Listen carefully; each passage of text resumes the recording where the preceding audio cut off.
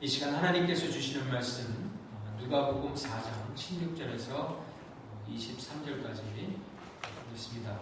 누가복음 4장 16절에서 23절까지 하나님의 말씀 봅니다.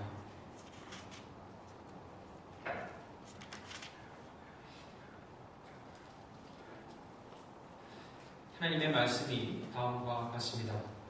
예수께서 그 자라나신 곳 나사렛에 이르사 안식일에 늘 하시던 대로 회당에 들어가사 성경을 읽으려고 서심해 선지자 이사야의 글을 들이거늘 책을 펴서 이렇게 기록된 데를 찾으시니 곧 주의 성령이 내게 임하셨으니 이는 가난한 자에게 복음을 전하게 하시려고 내게 기름을 부으시고 나를 보내사 포로된 자에게 자유를 눈먼 자에게 다시 보게 함을 전파하며 눌린 자를 자유롭게 하고 주의 은혜를 전파하게 하려 하심이라 하였더라. 책을 덮어 그 맡은 자에게 주시고 앉으시니 회당에 있는 자들이 다 주목하여 보더라.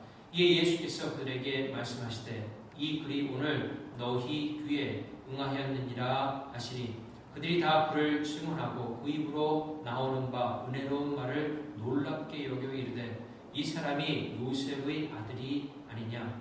예수께서 그들에게 이르시되 너희가 반드시 의사야 너 자신을 고치라 하는 속담을 인용하여 내게 말하기를 우리가 들은 바 가버나움에서 행한 일을 내 고향 여기서도 행하라 하리라. 아멘.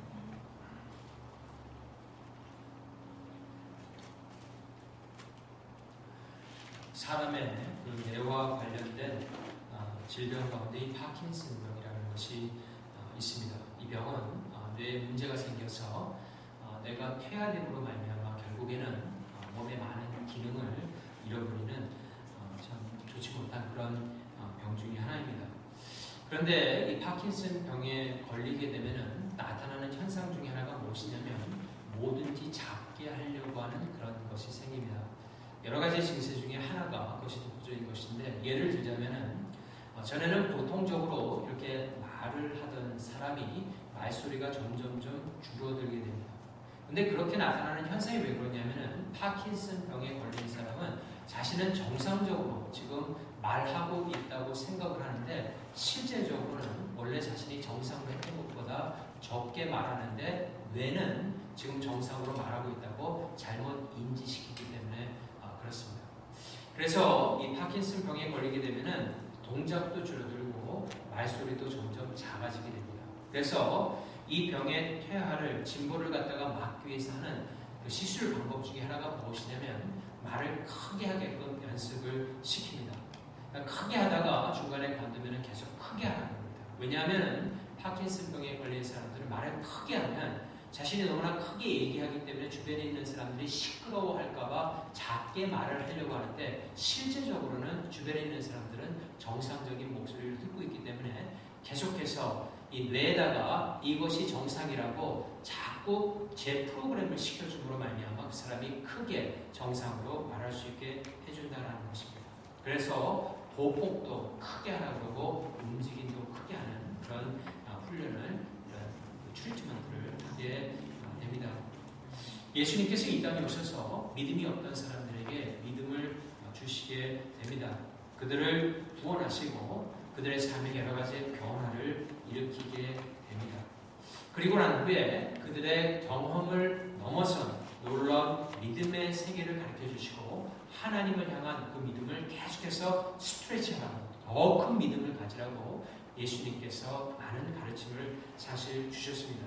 왜냐하면 그렇게 믿음의 훈련을 자꾸 하지 않으면은 우리가 그리고 구원을 받은 사람이라도 자꾸 퇴화하고자 하는 옛사람의 모습으로 돌아가고자 하는 그런 죄성이 우리를 끌어당기기 때문에 예수님께서는 우리로 하여금 계속해서 믿음의 삶을 살라고 가르쳐 주신 것입니다. 제자들에게도 그와 같은 훈련을 많이 하셨는데 그 중에 하나가 오병이어의 기적을 베풀어 주십니다.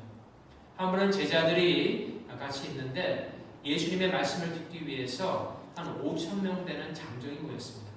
그런데 부녀자들하고 아이들까지 하면 거의 2만 명이나 되는 엄청난 수의 사람들이 모이게 됩니다.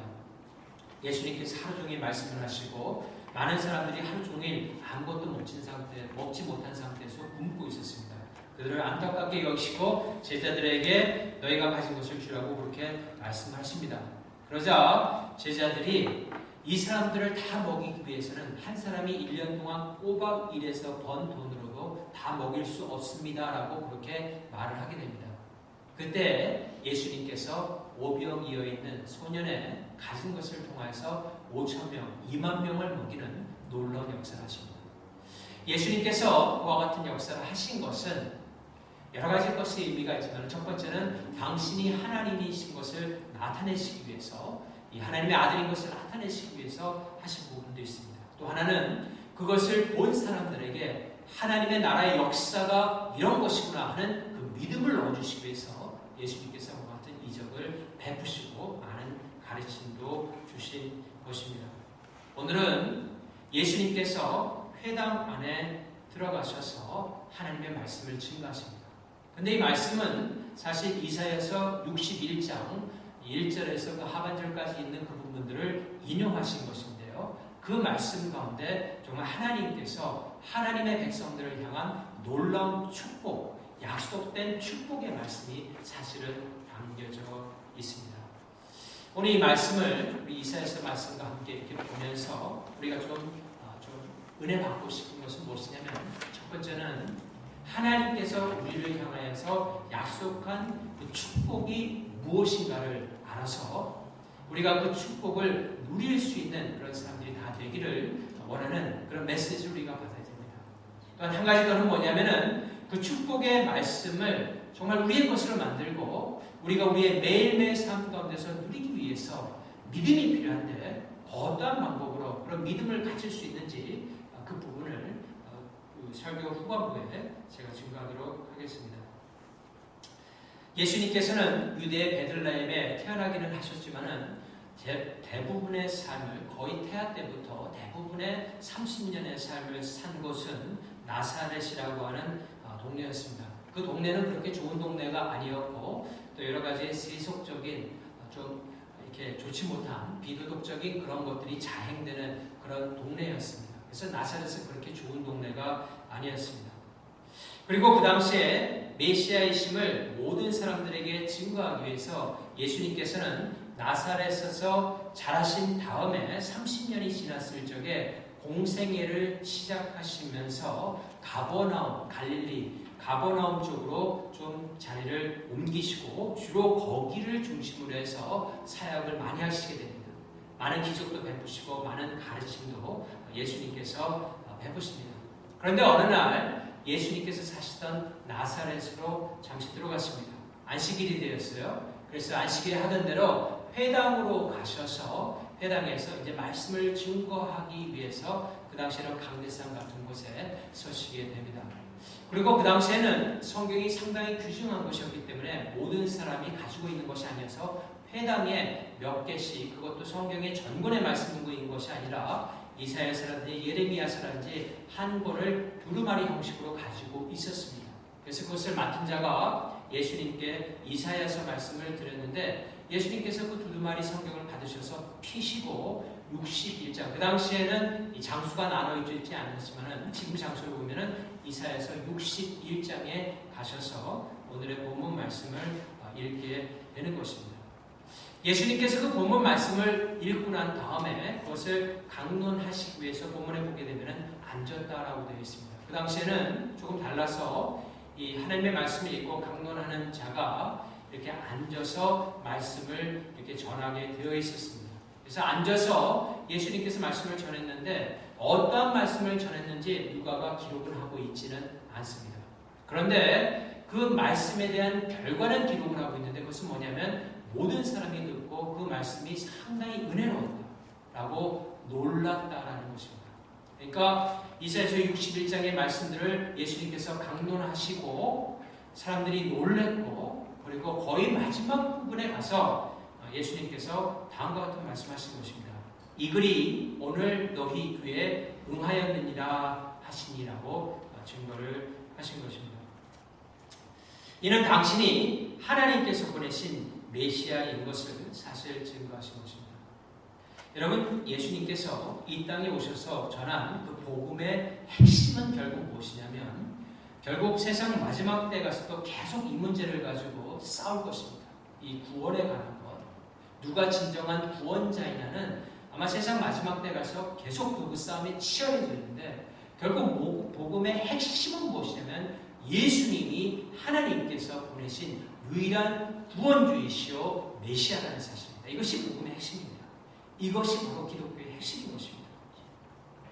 그리고 그 복음을 받아들이는 하나님의 백성들에게 주어지는 하나님의 축복을 예수님께서 그리고 이사야서에 보게 되면 말씀을 하시는데 첫 번째는 하나님을 섬기는 자의 축복을 받게 됩니다.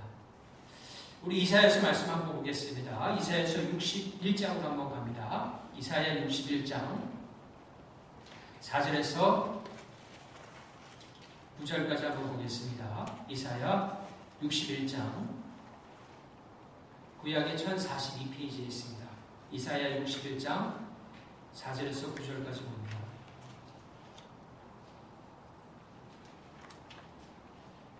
이사야 61장 4절에서 9절 다음과 같이 되어 있습니다. 그들은 오래 황폐하였던 곳을 다시 쌓을 것이며 옛부터 무너진 곳을 다시 일으킬 것이며 황폐한 성읍 곧 대대로 무너져 있던 것들을 중수할 것이며 외인은 서서 너희 양떼를 칠 것이요 이방 사람은 너희 농부와 포도원지기가 될 것이나 오직 너희는 여호와의 제사장이라 일컬음을 받을 것이라. 사람들이 너희를 우리 하나님의 봉사자라 할 것이며 너희가 이방 나라들의 재물을 먹으며 그들의 영광을 얻어 자랑할 것이니라. 너희가 수치 대신에 보상을 배나 얻으며 능욕 대신에 몫으로 말미암아 즐거워할 것이라. 그리하여 그들의 땅에서 갑절이나 얻고 영원한 기쁨이 있으리라. 물은 나 여호와는 정의를 사랑하며 불의를 강탈을 미워하여 성실히 그들에게 갚아주고 그들과 영원한 언약을 맺을 것이라. 그들의 자손을 끝나라 가운데 그들의 후손을 만민 가운데 알리리니 무릇 이를 보는 자가 그들은 여호와께 복받은 자손이라 인정하리라. 아멘.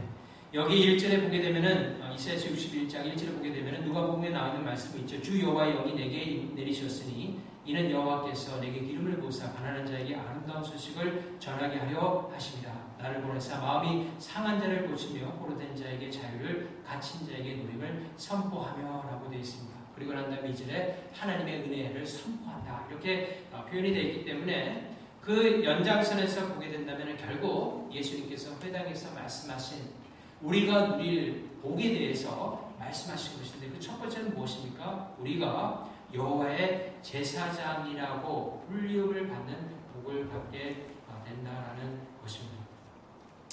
우리가 이 구약의 말씀을 볼 적에 주요하게 보아야 될 말씀 중에 하나가 무엇이냐면 그 말씀의 적용이 그 당시 시대 사관에 적용이 되는 말씀이 있고 그래서 이스라엘 백성들에게 주어졌던 말씀이 있고 그것을 예수 그리스도를 메시아로 영접함으로 말미암아 하나님의 백성이 된 영적인 하나님의 백성으로서 받아줘야 되는 그런 말씀이 있습니다. 그래서 구약을 보면서 그 두 부분을 잘 보아야 되는데 오늘 이 본문의 배경 말씀은 이스라엘 백성들이 바벨론으로 포로로 끌려가서 이사야를 통해서 전해받은 말씀입니다. 그러니까 상당히 어려운 가운데서 받게 되는 말씀이에요.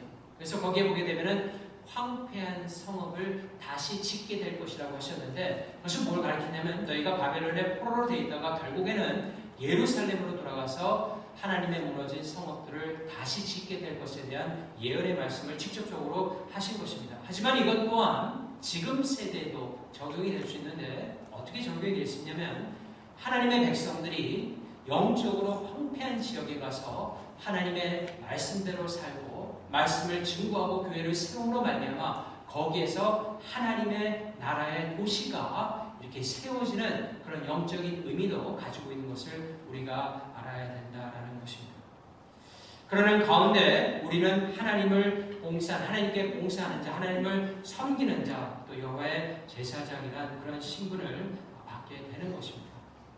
여러분, 이 제사장이 그 당시에 했던 일들이 무엇입니까? 제사장의 가장 중요한 역할은 뭐냐면 하나님의 백성들이 하나님께 나와서 예배를 할 수 있도록 도와주었던 사람입니다. 그들의 중요한 역할이었어요. 그들이 예배를 할 수 있도록 재물을 다듬어주고 또 예배하는 방식을 가르쳐 주었던 사람들이 바로 제사장입니다. 이것은 무엇을 가리키냐면 우리가 이 땅에 살면서 제사장 역할을 한다는 것은 하나님을 모르던 사람들이 하나님을 알게 하고 더 나아가서는 하나님 앞에 예배드리고 또 예배드리는 삶이 무엇인가를 가르침으로 말미암아 그들로 하여금 하나님을 참되게 진실되게 예배드릴 수 있는 역할을 하는 것이 바로 우리가 맡고 있는 그런 제사장의 역할이라고 보면 된다라는 것입니다. 그것이 바로 어느 지역에 가든지 하나님의 백성들이 해야 되는 놀라운 일인 것입니다. 오래전에 우리 교회에도 한번 오셔서 말씀을 증거하기는 했지만은 그 조 목사님이라고 이세 목사님이신데 지금은 선교사로서 아랍권 지역에 나가 있는 분이십니다. 그 사역하는 부분이 조금 센서티브하기 때문에 제가 나라는 밝히지는 않겠는데 그 지역에서 이 아랍권에 있는 분들을 복음을 전하는 그런 분이에요. 근데 그분이 이제 다들 1년에 한 3-4번씩 보내는 이런 선교 편지를 제가 받아보게 되면은 좀 느끼는 것이 있어요. 어떤 것을 느끼냐면은 그분은 어떤 대단한 프로젝트를 하고 대단한 일을 거기서 벌리는 사람은 사실 아닙니다. 어떻게 보면은 거기에 이민을 가신 셈이고 거기에서 거기 있는 사람과 더불어서 지금 한 5-6년 되었는데 3-4년 5-6년 되었는데 이 사역을 하면서 거기에 있는 사람들이 하나님의 말씀을 가리키는 그런 분이에요. 근데 최근에 왔던 그런 편지 중에 어떤 내용이 있었냐면은 최근에 이 가족분들이 돌아가면서 이 병이 걸렸다라고 하는 것을 주된 내용으로 보냈습니다. 당신도 걸리고 또 사모님도 걸리고 또 아이도 하나 이안이라고 하는 그 막내 그러니까 하나밖에 없는데 아들이 있는데 아이도 걸리고 이래서 참 고생을 했다라는 것이에요. 근데 그것이 한번 걸리고 난 다음에 또 이렇게 아이가 팔이 부러진다든지 갑자기 목사님도 폐 문제가 생겨가지고 사용을 못한다든지 이렇게 해가지고 이 2번의 그런 사이클을 갖다가 이렇게 맞게 됩니다. 그러면서 이렇게 전하는 것 중에 하나가 뭐냐면 예전에 선교사님들이 선교 지역에 가서 병이 걸리는 것이 그냥 육신적인 병이 아니라 어떤 영적인 공격이 있었다라고 말하는데 자신은 거기에 대해서 잘 몰랐지만은 요번에 이 일을 통해서 자신의 하야했던 사역을 못하는 것을 생각하면서 사단이 이와 같은 방법으로도 영적인 공격을 하는구나라는 것을 자신이 깨닫게 되었다라고 그런 말씀을 했습니다. 이 목사님과 제가 캘리포니아에 있을 적에 서로 교제도 나누면서 같이 사역을 했던 그런 목사님이기는 한데요.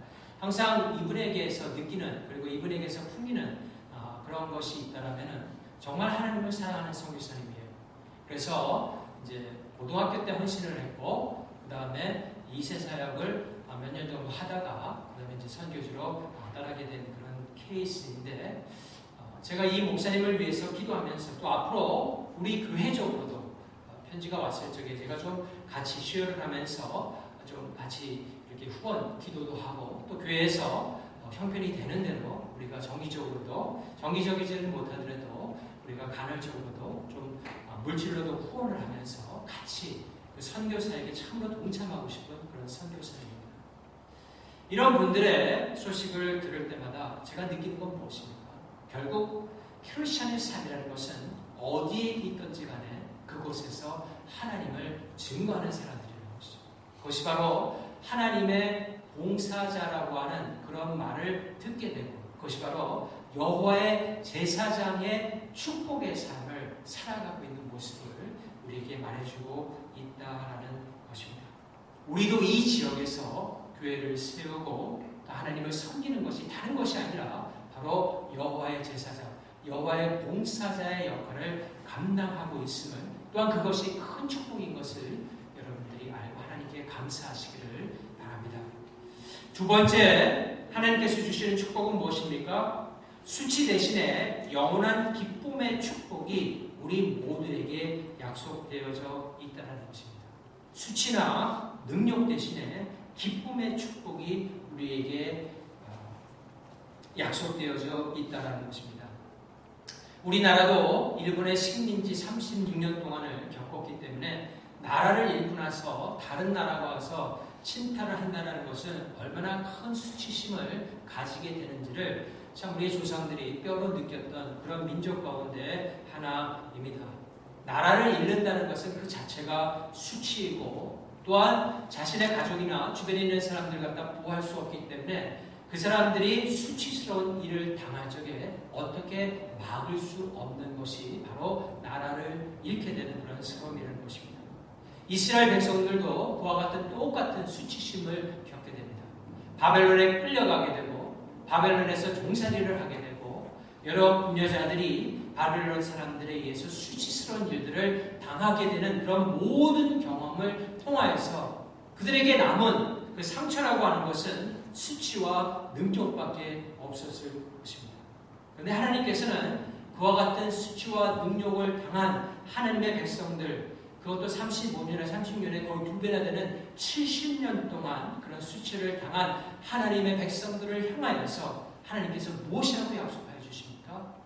너희가 끝에 가서는 종국적으로는 결코 수치나 능력으로 끝나지 아니하고 너희가 수치받고 능력받은 그 갑절의 것을, 후배의 것을 내가 갚아주겠다고 그렇게 약속을 하고 있는 것입니다.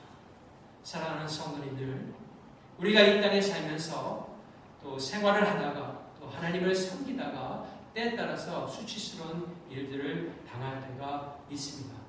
또 능욕을 받을 때도 있고 어려운 가운데 처할 때도 있다는 것입니다. 하지만 하나님께서 약속해 주시는 것은 우리 인생의 총정리가 이곳이 아니라 하나님께서 인생을 총정리하실 때가 있다는 것입니다. 그때가 정말 가장 중요한 것입니다. 사람들이 평가하는 어떤 사람의 인생의 정리가 아니라 정말 하나님께서 정리해 주시는 그 인생의 총정리를 받을 적에 하나님께서 무엇이라고 약속해 주십니까? 너희가 결코 수치스럽지 않고 능욕스러운 자리에 이르지 않도록 너희에게 영원한 기쁨을 내가 주겠노라고 약속하고 있는 것입니다. 이것을 우리가 약속으로 받는 것입니다. 삶이 힘들 적에도 이 약속의 말씀을 온전히 붙드는 것입니다. 그러므로 여러분, 우리가 하나님을 믿되 끝까지 믿는 것이 참 중요합니다. 많은 분들이 힘들 때는 믿다가 어느 정도 잘 되면은 교회를 떠나는 분들도 많이 만나봤습니다. 또한 삶 자체가 너무나 힘들어서 또 떠나는 분들도 많이 보았습니다. 또 잘 믿다가 또 여러 가지 교회 시험을 받아서 또 떠나는 분들도 다 봤습니다. 근데 우리가 그런 모든 분들을 비난하는 것이 아니라 가장 중요한 것은 뭐냐면은 우리에게 주시는 하나님의 메시지가 바로 이것이라는 것입니다. 무엇입니까? 하나님을 믿되 끝까지 믿어야 된다는 것입니다. 끝까지. 하나님께서 총정리해 주시는 그날까지 믿는 것입니다. 그럴 때 하나님께서 우리에게 영원한 기쁨으로 당신의 나라를 이끄시는데 이것은 단지 피상적으로 그날에만 이루어지는 것이 아니라 우리가 하루를 한번 그렇게 살자고 결단하고 하나님을 믿고 의지하고 말씀을 의지해서 하루를 열심으로 살면은 그 하루를 마칠 적에 하나님께서 큰 기쁨을 주십니다. 오늘 잘 살았다고, 오늘 수고했다고, 더 열심히 살았다고 그 기쁨이 있어요. 그래서 그 기쁨이 쌓일 때마다 그날에는 얼마나 더 기쁠까 하면서 더 열심을 낸다면은 그것이 바로 하나님께서 우리를 향하신 것을 바로 알고 매일매일 열심으로 살아가는 사람의 모습을 나타내게 된다는 것입니다. 여러분, 우리에게 두 번째 약속된 축복은 무엇입니까? 영원한 기쁨을 하나님께서 준비하고 계시다라는 것입니다. 마지막으로 하나님께서 약속하신 축복은 무엇입니까? 이사야서 61장 9절 말씀이 있는데 우리 다시 한번 보도록 하겠습니다. 이사야서 61장 9절 말씀을 보면 이렇게 되어 있어요. 그들의 자손을 문 나라 가운데에 그들의 후손을 만민 가운데에 알리리니 무릇 이를 보는 자가 그들은 여호와께 복받은 자손이라 인정하리라 라고 되어 있습니다. 이것은 우리 자녀들이 받을 복에 대한 것을 가리키는 것이죠. 요즘 말로 하자면은 저 자녀는 참 하나님께 특별한 복을 받았다라고 그렇게 인정을 받게 된다라는 것입니다. 저는 목회자로서 성도님들의 가정과 성도님들을 위해서 기도하면서 복을 받게 해달라기를 하나님께 간구하는 그런 기쁨을 누릴 수가 있습니다. 그래서 성도님들 가정 가운데 좋은 일들이 있을 때마다 저도 마음이 기쁘고 같이 기쁨을 나눌 수 있는 그런 축복을 저에게도 하나님께서 주셨습니다.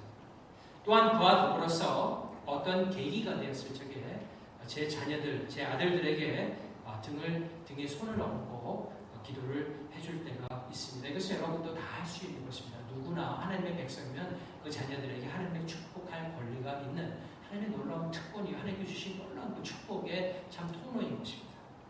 그러면서 여러분들이 그렇게 자녀들에게 기도할 적에 오늘 이 말씀을 기도에 넣고 말씀하시면 되는 것입니다.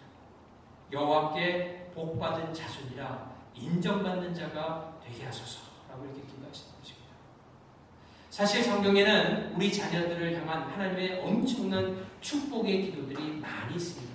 하나님께서는 우리의 자손들이 참으로 축복받고 이 땅 가운데서 하나님의 영광을 위해서 살아가는 존재가 되기를 원하십니다. 그리고 약속해 주셨습니다. 또한 하나님의 복을 받아서 형통한 사람들이 성경에 얼마나 많이 있습니까? 그래서 자녀들을 위해서 기도할 적에 요셉과 같이 또 느헤미야와 같은 지도력을 가질 수 있도록 등등을 놓고 여러분들이 자녀를 위해서 기도할 수 있다라는 것입니다. 그와 더불어서 우리 자녀들이 부모님들이 하나님을 열심히 믿었더니 하나님의 복을 자녀들이 다 받는구나라고 하는 주변에 인정받는 자들이 될 수 있도록 위해서 기도해 주시기 바랍니다. 결코 이것은 어떤 셀피시하거나 그런 기도들이 아닙니다. 이것은 하나님께서 우리에게 주신 참 특권입니다. 그래서 많이 기도해 주시는 게 좋다라는 것입니다. 그리고 그렇게 부모님이 기도하는 소리를 자녀들이 들을 적에 그들에게 신앙이 더욱더 굳건하여지게 된다라는 것입니다. 여러분, 하나님께서는 우리에게 하나님의 봉사자라는 일컬음을 받을 축복을 주셨습니다. 수치 대신에 영원한 기쁨을 하나님께서 반드시 주시겠노라고 우리에게 약속하셨습니다. 우리의 자녀들이 하나님의 복받은 자손이라 인정을 받는 축복을 하나님께서 약속해 주셨다는 것입니다. 그런데 이와 같은 축복을 우리가 계속해서 누리기 위해서, 우리의 인생이 끝나는 그날까지 계속해서 누리기 위해서 우리에게 필요한 것이 있습니다. 그것은 무엇입니까? 누가복음 4장 22절에서 23절 말씀 한번 봅니다. 누가복음 4장 22절에서 23절 보면 이렇게 되어 있어요. 그들이 다 그를 증언하고 그 입으로 나오는 바 은혜로운 말을 놀랍게 여겨 이르되 이 사람이 요셉의 아들이 아니냐. 예수께서 그들에게 이르시되 너희가 반드시 의사야 너 자신을 고치라는 속담을 일용하여 내게 말하기를 우리가 들은 바 가버나움에서 행한 일을 내 고향 여기서도 행하라 하리라. 여러분, 예수님께서 은혜로운 말씀을 전하셨습니다. 근데 그 다음에 그 반응이 참 중요합니다. 말씀은 전해졌어요. 근데 그 반응이 그렇게 좋지가 않았어요. 어떤 반응이었습니까? 그것을 들었던 사람이 이런 말을 합니다. 이 사람이 요셉의 아들이 아니냐라고 하는 것입니다. 이것은 두 가지를 가지고 있습니다. 한 가지는 하나님의 말씀을 받는 자들이 그들의 경험보다 하나님의 말씀을 더 우선적으로 해서 받지 못하는 이런 반응을 나타내는데, 그와 함께 자신들의 자존심을 내려놓지 못하기 때문에 나타나는 반응입니다.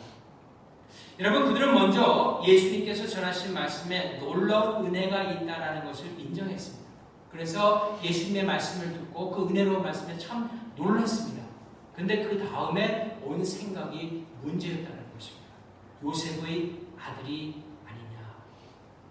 이는 예수님께서 30년 동안 그들과 함께 살았고 그냥 평범한 목수의 집에서 태어났고, 더군다나 아버지가 돌아가신 다음에 생계를 위해서, 가족들의 생계를 위해서 그냥 평범하게, 도덕적으로 문제가 있었던 것은 아니지만 그냥 우리들보다도 못하게 살았던 그 집의 아들이 아니냐라고 말을 하고 있는 것입니다. 자신들보다 대단해 보이지 않던 사람이 갑자기 나타나서 뭔가 능력의 말씀을 전하니까 그 말씀이 참 은혜로운 것은 인정을 하지만은 자신이 그와 같이 살아왔던 그 자존심은 그 아들을 요셉, 예수님을 요셉 아들 이상으로 볼 수 없다라는 것입니다. 여러분, 우리는 우리의 경험보다 하나님의 말씀을 앞세우는 겸손함이 있을 적에 우리가 항상 하나님의 은혜를 받을 수가 있습니다. 겸손해야 된다는 것이죠. 한 가지 더는 뭐냐면은 순간적인 기적보다는 하나님의 말씀에 뿌리를 둘 일들에 믿음을 가질 적에 하나님의 은혜를 계속적으로 받을 수 있습니다. 어떤 순간적으로 일어나는 어떤 퍼포먼스라든지 갑자기 이렇게 뭔가 대단한 것처럼 됐다가 없어지는 그런 것에 마음을 두기보다는 하나님의 말씀에 우리의 믿음의 뿌리를 단단히 두고 그 말씀을 통하여서 우리가 나아갈 적에 하나님의 은혜를 계속적으로 받을 수 있다는 것입니다. 예수님께서는 그들이 이 사람이 요셉의 아들이 아니냐라는 말뿐 아니라 그들이 하나님의 말씀을 듣고 반응하는 모습에서 그들이 무엇을 생각하는지를 캐치하시게 됩니다. 벌써 말씀이 튀어나왔다는 것을 예수님께서 아시는 것이죠. 그 말씀이 그들의 심령으로 들어가기보다는 자꾸 튀고 있다는 것이에요. 왜냐하면 그들의 자존심 때문에, 그들의 선입견 때문에 말씀이 들어가지 않는다는 것을 아십니다. 그래서 그들이 주로 쓰는 속담을 이렇게 인용하십니다. 가버나움에서 속담하시면서 뭐라고 그러시냐면 가버나움에서 행한 일을 내 고향 여기서도 행하라는 말씀을 하시게 됩니다. 23절 마지막 부분에 있는데 이것은 무엇을 가리킵니까? 여러분, 제가 아까 말씀드렸듯이 예수님께서 공생애를 시작하셨을 적에 가버나움에서 많은 이적을 행하게 됩니다. 그리고 이제 나사렛으로 갔는데요. 거기에 나오는 의사야 너를 먼저 고쳐보아라고 하는 그 속담은 무엇이냐면 정말 진정한 의사이면은 뭔가 보이라는 것입니다. 뭔가 보일 적에 우리가 믿겠다라는 그런 속담을 인용하여서 예수님께 지금 뭘 요구하고 있냐면은 네가 가버나움에서 많은 기적을 행했다는데 한번 우리 고장에서도 그와 비슷한 기적을 행해봐라. 그러면 우리가 다시 한번 들어볼 그런 생각이 있다라고 그런 마인드를 가지고 있었던 것을 예수님께서 캐치를 해주신 것입니다. 그래서 그 말을 한 것이에요. 근데 여러분들이 잘 아셔야 될 것이 뭐냐면 복음서를 보면서 계속 나타나지만은 사람들의 심리가 그래요. 어떤 심리입니까? 예수님께서 십자가상에서 지금 피를 절절 흘리면서 돌아가시고 있는데 거기에 대놓고 많은 사람들이 그 십자가에서 내려와 주면은 내가 너가 구신 것을 정말 믿겠다라고 그렇게 말을 하는데 그런 사람들은 100% 예수님이 내려오더라도 믿지 않을 사람들입니다. 계속해서 어떤 기적을 요구하는 사람들인데 그런 통해서는 참다운 믿음이 들어갈 수 없다라는 것을 예수님께서 가르치심으로 그들 앞에서 기적을 베풀기보다는 하나님의 말씀을 인용하십니다.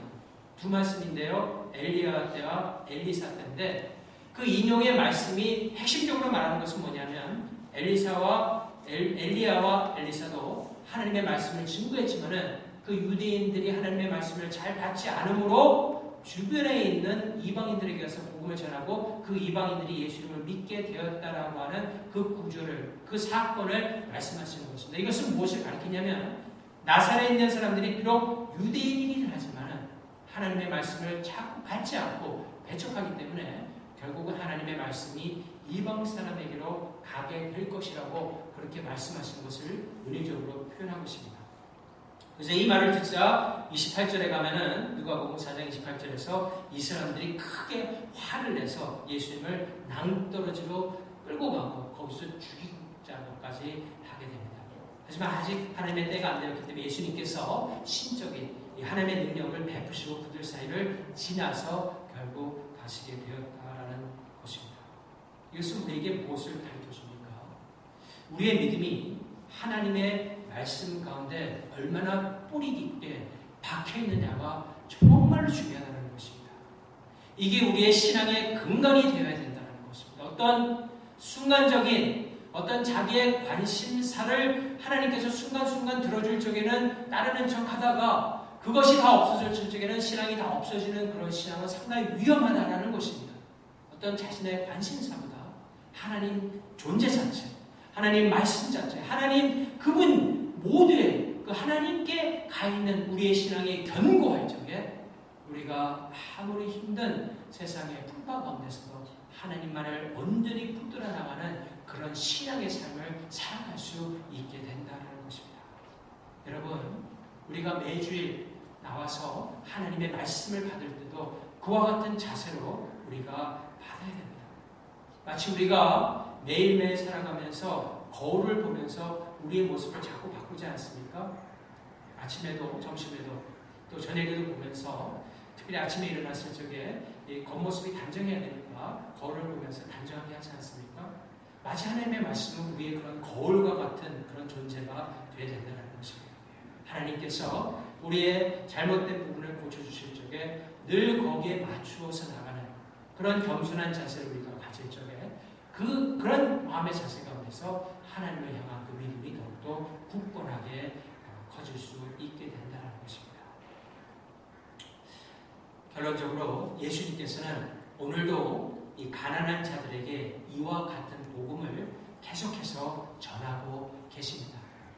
예수님께서 거기에 이사야서 말씀에 주의 성령의 말씀이는 가난한 자들에게 이렇게 나가셨죠. 이 가난한 자라는 것은 사실 물질적으로 가난한 자를 가리키는 것이 아니라 시편 9편하고 연결되는 말씀인데 이것은 개인적인 재난에도 불구하고 여호와를 끝까지 갈망하고 고대하는 자들을 그런 신실한 자들을 가리킵니다. 그런 자들에게 하나님께서 어떤 약속을 주고 계십니까? 하나님의 놀라운 은총을 베풀어 주실 것을 지금 말씀하고 계시는 것입니다. 사랑하는 성도 여러분, 예수님께서 우리를 죄로 포로되었던 가운데서 자유를 주셨습니다. 죄로 말미암아 어두웠던 눈을 밝게 해주셔서 하나님의 나라를 볼 수 있는 특권을 우리에게 허락하여 주셨습니다. 우리에게 그와 같은 참된 자유를 주신 그 주님을 여러분들이 더욱더 사랑하고 주님만을 정말 온 마음을 다해서 섬기는 여러분 다 되시길 주님의 이름으로 축원합니다.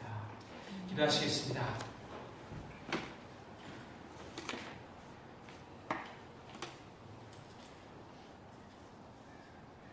하나님 감사합니다.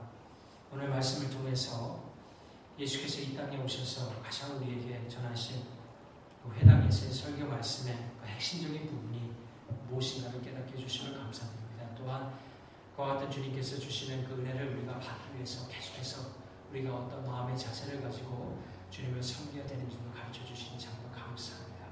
이 말씀을 우리가 마음 깊숙한 곳에 품고 오늘 하루뿐만 아니라 평생을